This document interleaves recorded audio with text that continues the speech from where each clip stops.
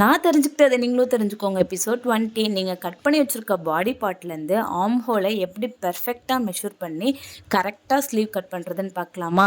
Arm whole ரவுண்டை இந்த மாதிரி tape வச்சு மூவ் பண்ணி எடுத்துக்கோங்க. நான் ஷோல்டருக்கு விட்ட 1/2 இன்ச்சை சேர்த்து எடுத்துக்கிட்டு எனக்கு வந்து 11 கிடச்சிச்சு.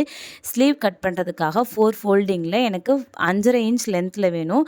ஸோ நான் 1 இன்ச் எக்ஸ்ட்ரா விட்டு மேலே ஒரு 1/2 இன்ச் போயிடும், கீழே மடிச்சு அடிக்க ஒரு 1/2 இன்ச் வேணும். ஸோ 6 இன்ச் லென்த்தில் நான் வந்து 4 ஃபோல்டிங்கில் கிளாத் எடுத்துக்கிட்டேன். நம்மளுக்கு 11 கிடச்சிச்சு. அதுலேருந்து 1 மைனஸ் பண்ணி 10ஆக இதோட வித்தை வந்து மார்க் பண்ணிக்கோங்க. அங்கேருந்து கேப்போட ஹைட்டை மார்க் பண்ணிக்கோங்க. ஏன் 1 இன்ச் மைனஸ் பண்ணோம் அப்படின்னா ஷோல்டரில் ஒரு 1/2 இன்ச் போயிடும். மீதி 1/2 இன்ச் வந்து எப்போவுமே நேராக இருக்க லைனுக்கும் ஸ்லாண்டிங்காக இருக்க லைனுக்கும் ஒரு 1/2 இன்ச் எக்ஸ்ட்ரா கிடைக்கும். ஸோ அந்த 1/2 இன்ச் வந்து அந்த 11ல் நம்ம ஸ்டிச் பண்ணும்போது கரெக்ட் ஆகிடும். ஸோ எப்போவுமே நீங்கள் அந்த ஆர்ம் ஹோல் ரவுண்டை கால்குலேட் பண்ணும்போது 11 வந்துச்சு என்ன வருதோ அதுலேருந்து 1 மைனஸ் பண்ணி இதோட விட்டு எடுத்துக்கோங்க, கரெக்டாக இருக்கும்.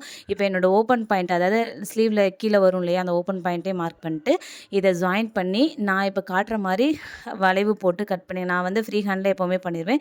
நீங்கள் வேணும்னு நீங்கள் கர்வ்ஸ்கெல்லாம் யூஸ் பண்ணி கட் பண்ணி எடுத்தீங்க அப்படின்னா பெர்ஃபெக்டாக வந்துடும். இந்த மாதிரி நீங்கள் கட் பண்ணும்போது உங்களுக்கு ஸ்லீவ் எக்ஸஸாக இருக்கிறது, பத்தாமல் போகிறது, அந்த மாதிரி ப்ராப்ளம்லாம் எதுவுமே வராது.